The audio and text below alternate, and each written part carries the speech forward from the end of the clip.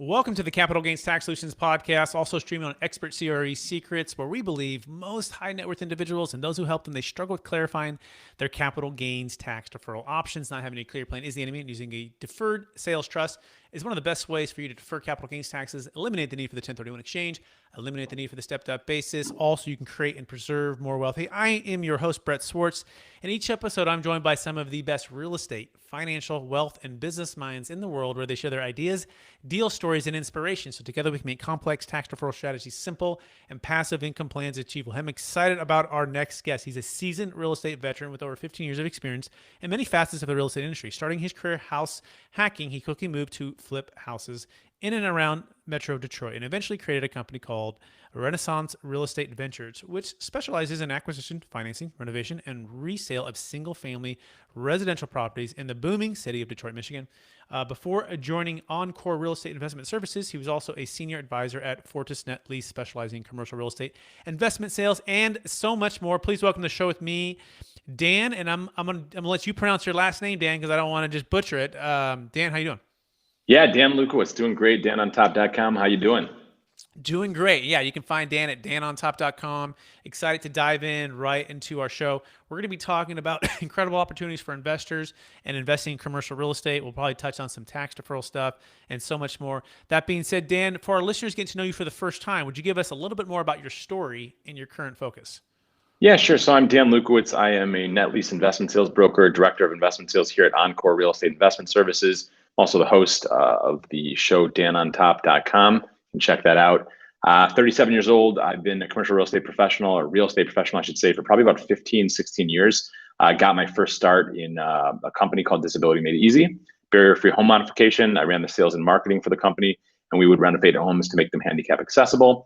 During the recession, purchased a lot of property, including my first home, which was a house hack, as I think you mentioned, and really fell in love with real estate. I have a background as a development director for the largest Jewish day school in Michigan, doing fundraising, and as a business development executive at Amazon. I found my way into commercial real estate brokerage a number of years ago, and I specialize in net lease investment sales, which means I sell buildings that are typically rented out to major national tenants, single tenant, multi-tenant. These are companies that have large guarantees, sometimes in the hundreds or thousands. And I'm the co-creator of the CRE Pro course. It's a training program for commercial real estate brokers and investors. And I basically eat, sleep, breathe, and live real estate. Love it. We're going to get along well. I'm excited to dive into your story and some of your secrets you're finding right now to help others create and preserve more wealth. But before we go there, I want to take one other step back. I want you to go back to maybe your high school days. You know, I believe we've all been given certain gifts in this life. Some people call them superpowers. Some people call them strengths. I think they're God-given gifts, and these gifts have been given to us to be a blessing and help to others. So I'm curious, Dan, what are those one or maybe two gifts you believe you were given, and how does that help how you help and bless people today? Sure, great question. So number one would definitely be my ability to add value, both to my clients and also to others that I network with. So I believe personally that the most important thing is to add value. Everything else will follow from that.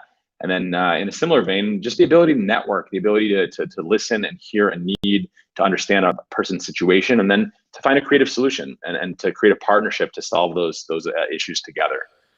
Beautiful. So ability to add value to others, listen well, ability to network and find solutions. Is that a fair summary?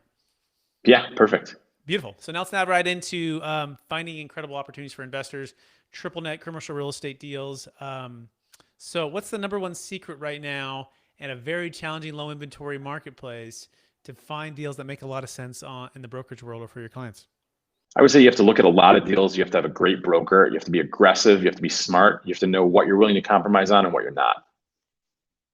When you say willing to compromise, give us a couple examples of that. Okay, so how's this for an analogy? I just got married, right? I've got a wife. Let's say that one day we want to buy a stroller, or you want to buy a stroller, right? So the stroller might have, the nicest seats. It might have the nicest wheels. It might have the nicest foldability, capabilities. It might have the right colors and the right size and all that stuff. You might have another stroller that doesn't have those aspects to it. You might have another stroller that, has better in this capability, better in that capability. But at the end of the day, the one that you want, right, it's the highest price. So in general, you're probably going to compromise on something, especially in a very, very competitive market with a lack of quality inventory. So I would say make sure that you know upfront what you're willing to compromise on and what you're not, right? You might be willing to compromise on 10 or 15 basis points on a cap rate, but you're not willing to compromise, let's say, on the credit rating of the tenant or the rental escalations, or the term left on the lease. So it's really important when you're going through any negotiation to know what you're willing to compromise on and what you're not. Therefore, you can kind of make the right decisions to create a win-win that at the same time, you're not compromising on the most important things to you. Got it. So you almost like you're building the framework or the blueprint before you're in the heat of the deal, right? And Absolutely. Take the emotion out of it. Keep it logical, keep it rational, which is difficult in real estate. In commercial, it's less difficult because it's more numbers based and rationale driven. But in general, I mean, especially when things get tough, I mean, nobody likes to lose out on something, right? People are probably less likely to lose a dollar. They're more motivated to not lose a dollar than they are to make a dollar. So the same thing is true in deals. When you're looking at a deal and you find like other people are interested in the deal, people can become irrational because of that fear of missing out. So it's very important to know when is what are the issues and where's the sticking point? Where's your limit where you're going to say, you know what, I'm going to miss out because I'm not willing to compromise on this. Yeah. So when do you know when to say no, especially as it pertains to like 1031 exchange and it's high stakes, right? And likewise, I'm 38, so maybe just 1 year older, right? When I started my career in 2006 at Marcus Millichap, it was some of the run up and some of the highest values in real estate. And then there was the crash basically that happened, right? And you're going, there's a lot of people who wanted to say no, should have said no, right? And their 1031 exchanges, but they didn't say no. And then they're paying the price for it. So what has been your assessment of when to say no as it pertains to compromise and different thoughts? Great question. So I'll give you another story, another quick example. This weekend, I happened to be in West Michigan with my wife. We came back a little early because there was an auction. It was a forced bankruptcy auction. She really wanted to go. I thought it'd be fun. We went there. We didn't buy the Lamborghini, but we were interested in some Persian rugs for our new home. And we had set very specific guidelines for what we were looking for and what price we were willing to pay. And as the auction went on, it was very interesting. There were a lot of very strong sales tactics being used. Confederates in the audience, the auctioneers really pushing things. And I got into a bidding war with someone over a specific rug. And I knew that my hard limit was $7,500. And we're auctioning up $5,000, $6,000, $7,000. Immediately, the auctioneer gets to $8,000. And he told me, so I bid $7,500. And he goes, I have $8,000. And I stood up and I said, no, you don't. You have $7,500. He goes, well, I have $7,500 over here. I said, no, you don't. That guy was $7,000. And everyone's like looking at me like, who is this guy? And he goes, well, sir, do you want $8,000? And I said, absolutely not. Because I knew that the stakes were high. This is a rug I want for my home. It's way undervalued, and other people are bidding, and everybody's watching, and my wife wants it, and I want it.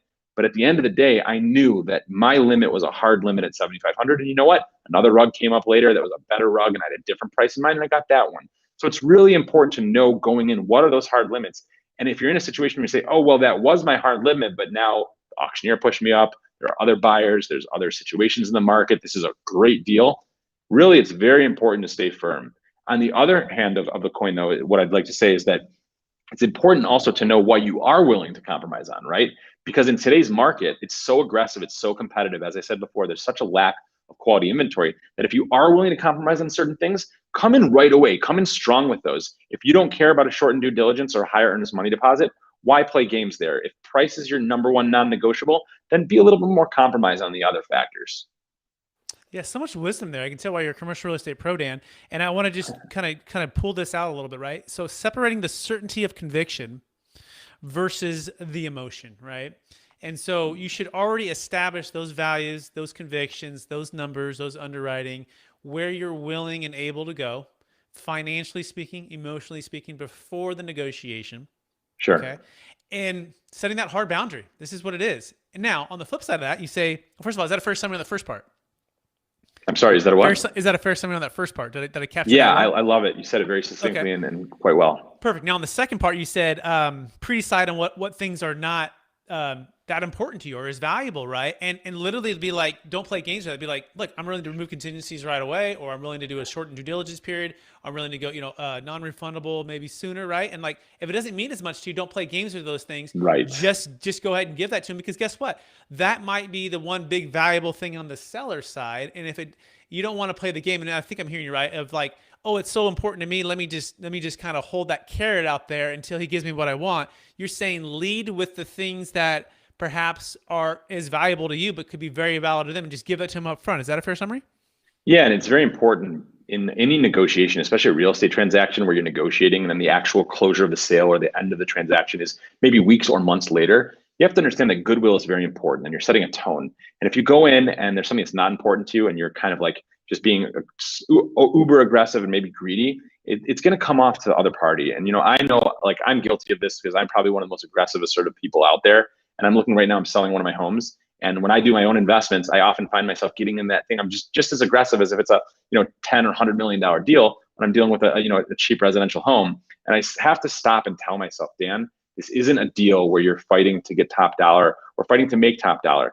It doesn't have that level of importance. So if there's something that you're willing to compromise on, I realized in my career flipping houses that I would often get great deals from my contractors on renovations. But at the end of the renovation, there'd be this animosity to this certain palpable feeling, right, between myself and the contractor. And I realized they agreed, right, but I negotiated too hard. I was too good of a negotiator. And I realized very quickly that it was better to give in if it didn't matter to me, better to give in and show goodwill and build trust than to get a better deal and have that lack of cohesion and that smoothness of the transaction. So it's very important to go in, and know what you're willing to compromise on, know what you don't need to compromise on, and then act accordingly. And I think everybody, especially in this market, and especially brokers like myself, we appreciate transparency. We appreciate people who make deals easy. And that's so important. One of the key metrics of success, I think, is how much does, number one, a person do what they say they're going to do, but number two, how easy do they make it for you to work with them? Yeah, so much wisdom again, Dan. Wow, you're blowing my mind. I'm loving it. I love the way you put that. Am I being too good of a negotiator, or did the deal not turn? And by the way, you may have thought that it was a fair deal, and you probably did because that's why you negotiated it. But then as the deal went on, and it's a great analogy, right? Renovations or contracting, and things can run higher and things can come unseen. And although the contractor's holding to that, you don't want to create something where it doesn't feel like it's a win-win for them, right? Where it felt like Absolutely. you really got the bigger end of the stick. And of course things change, but then why don't we just change the deal a bit and say, you know what? I know that was that price, but guess what, guys? I want you to feel great about this. I want to be able to count on you for the next opportunity that I need you guys to, because by the way, contractors are hard to find, right? Good quality, guys. Yeah, so are 2x4s. Yeah, so 2x4s. Yeah, lumber, right? And so having that ability to, renegotiate and make it a win-win, is that a fair summary of what you're saying is key value? Yeah, and again, as a broker, let me just show you another learning. As a broker, I often want the best for my client. I'm dealing in a situation right now with a bunch of very big deals for a great developer client of mine, where I saw the terms and I said to my client, I said, hey, Mr. Client, let's push more for a bigger EMD to make sure they're serious. He said, Dan, I don't care about the EMD. It's a 5-day due diligence period. Whether it's 30 grand or 100 grand per property, it makes no difference to me. I stopped and said, you know what? He's absolutely right. I don't need to be the best negotiator on something that's not important to my client. Right. We talk about playing the principal versus playing the broker, right? And one of the things we learned is don't play the principal, right? And it's your role to, of course, guide and give options in different scenarios and help them think well and things that maybe they don't know. But ultimately, it's their decision, what's more valuable to them, and then acting on that behalf. Is that a fair summary too, Dan? It is. It goes the other way too. Don't play the broker if you're the principal. I'm dealing with that right now in my own home purchase. It's like I got in the transaction and I'm like running the deal, and I'm like, I'm not the agent. I'm the buyer. Hi, my name is Brett. Hi, my name is Dan. I'm a controlaholic, right? And I want to make sure. And I want to buy your house. Yeah, I don't want to broker your deal. I want to do it all. Yeah, no, for sure. That's I definitely struggle with that stuff as well. So this is really good to share, and that's also a good point too you're making here, right? You're not negotiating on your own deal that you're buying, right? Even though you definitely are capable of doing that, you're getting representation, your separation, especially probably on the primary or something that's the emotions are so maybe higher, right? Am I reading into that right, or did I miss that? Yeah, and for my own home, I hired a great realtor, Bella Brookenthal, to sell because I don't want to deal with it. But on my purchase, I wanted a better deal. It's a bigger house, and I noticed that I'm coming in there, and people notice right away if you play the broker as the investor or play the broker as the buyer. It's kind of like the red flags go up because at that point I'm going to be even more aggressive, right? Because it's my own home, it's my own residence, my own money. But you just have to, again, that's why it's so important to pull back. And sometimes that means having a mentor to run things by, right? But pulling back and checking yourself and saying, what were my principles going into this deal, right? Was I willing to spend $8,000 on the rug or only $7,500? And then staying true to those values. Yeah, and especially moving over from the commercial real estate brokerage world to the residential world, which is a completely different world, right? And so when I first started out, it was Keller Williams for a short time, but I quickly found out like I want to be Marcus and Millichap, commercial real estate. So then I went went there, and then when I went back and buying my own house or negotiating, I'm like, whoa, this is like I feel like I'm like the Navy SEAL, versus let's just say not as intense, right? And I had to pull back too. So Yeah. I totally agree with you, Dan. Excellent. So let's shift into capital gains tax portion of the show. We're focused on the biggest frustration when it comes to capital gains tax deferral and/or the 1031 exchange. I know you're a triple net expert and have done probably countless 1031 exchanges. However, what's the biggest frustration for you or your clients when it comes to the 1031 exchange or capital gains tax deferral limitations for businesses, cryptocurrency, primary homes, investment real estate? Yes, it's such a good question. So for me as a broker, I'll tell you that probably the biggest frustration is as a listing broker, when I have a 1031 buyer, it sounds great. Like everyone wants a 1031 buyer, right? Because they're going to pay more, they run under the gun, pressure. As a broker, I don't really want a 1031 buyer because they're probably identifying many properties and they're probably coming in and offering more than they want to pay because they want to try to lock things up. And there's a good chance that once they lock things up and they start looking at things, they're going to retrade. So one of the things I do as a broker is I need to verify the quality, the capabilities, the surety of close of the buyers that I'm presenting offers from to my seller. So that's definitely a big frustration, a big challenge. And then on the other end is in this market, it is very challenging to find quality replacement property when you're under the gun, right? So it's a double-edged sword. That's why you need to work with a good broker who's going to help you to number one, negotiate. If you're the seller, negotiate and navigate all those potential 1031 offers.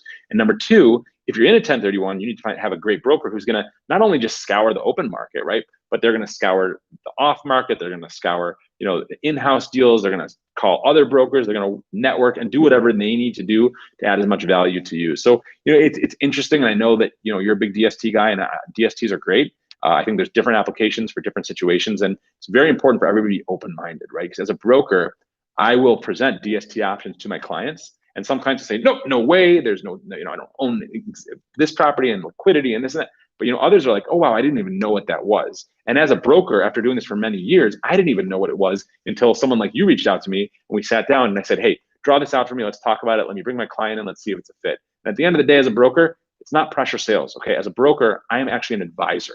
And if I can present options to my client, right, multiple options, then together we can make the best decision in terms of what is best for their situation. So being a great advisor means being knowledgeable not only about 1031s, but also about things like DSTs. Yeah, so well said, Dan. And I like to say we're not in the business of selling real estate.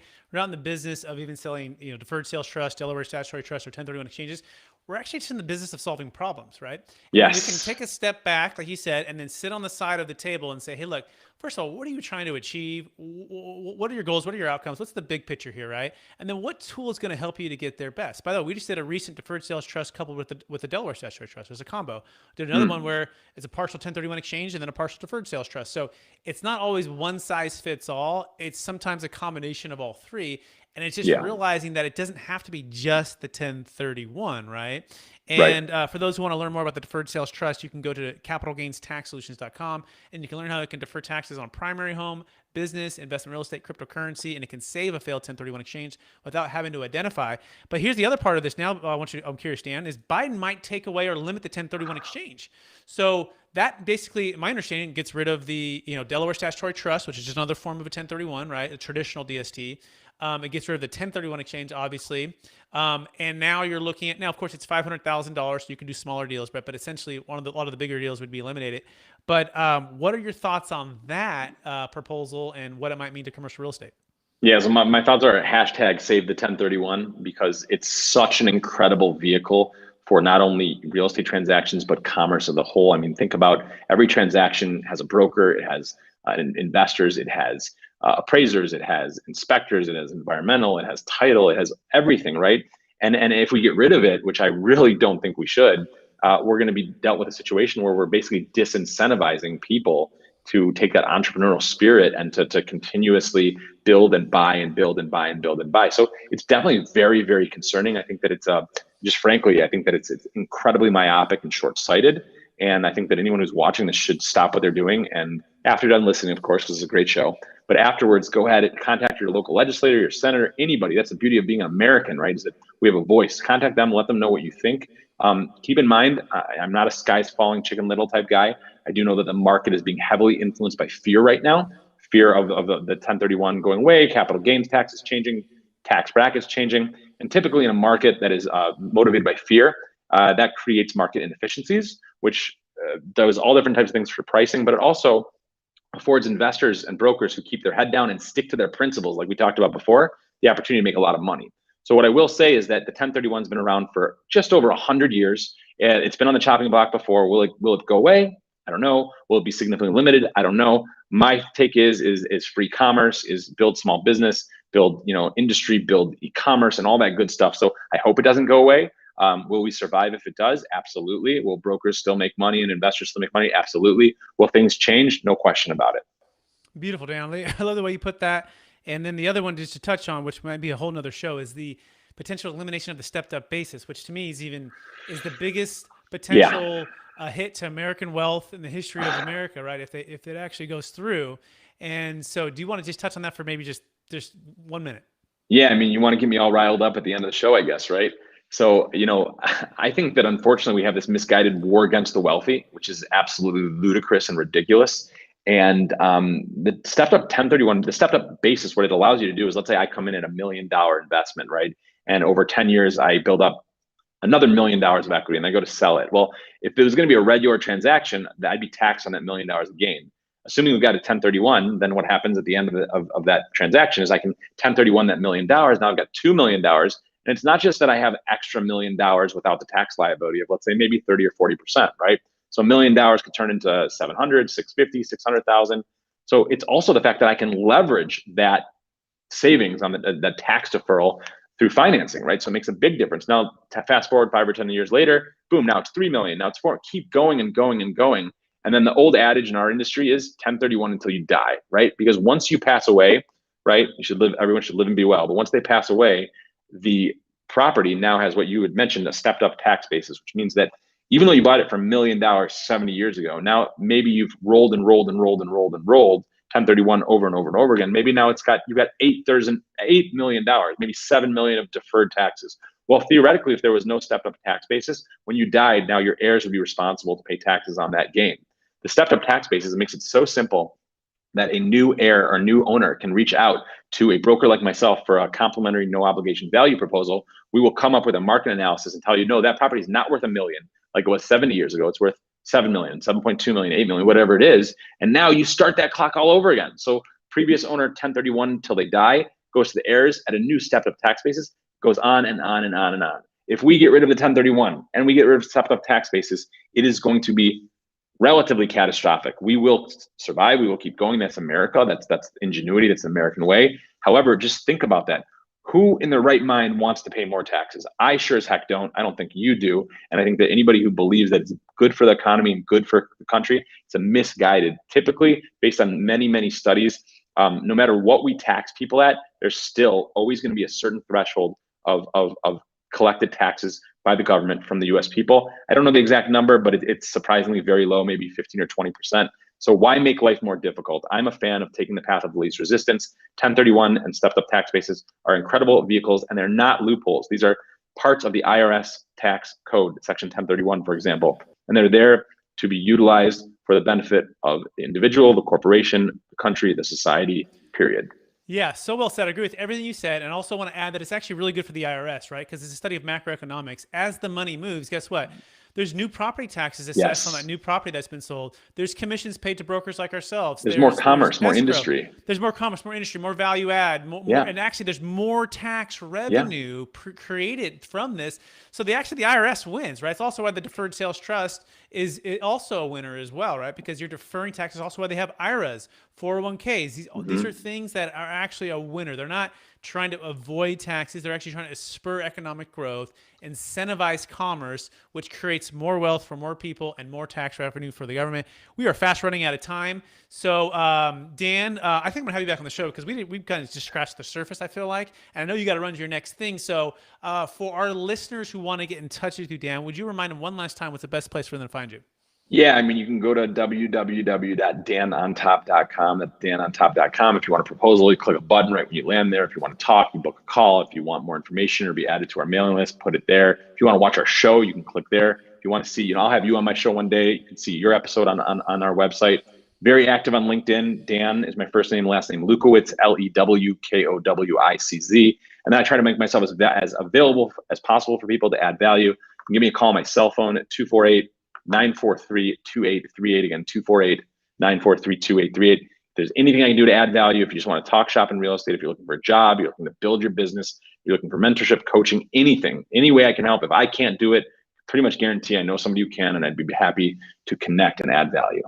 Dan, it's been more than a pleasure having you on the show. I want to encourage you to keep adding value to others, networking well, and finding ways to solve these big challenges that are facing people in wealth and brokerage and all of the above. And again, definitely have Dan back on the show. And I also want to thank our listeners for listening to another episode of the Capital Gains Tax Solutions podcast. As always, we believe most high net worth individuals and those who help them, they struggle with clarifying their capital gains tax deferral options. Not having a clear plan is the enemy, and using a proven tax deferral strategy, such as the Deferred Sales Trust, is the best way for you to eliminate the need for the stepped-up basis. The 1031 exchange, also you can create and preserve more wealth. I encourage you to go to capitalgainstaxsolutions.com and see what we are doing to close these deals, help our clients, and so that you can also be empowered with this information and this strategy. Also reach out to Dan if you're in a 1031, looking for a triple net deal, looking for ways to sell and buy a real estate. Thanks so much, everyone, for reaching out or for listening, and please share this with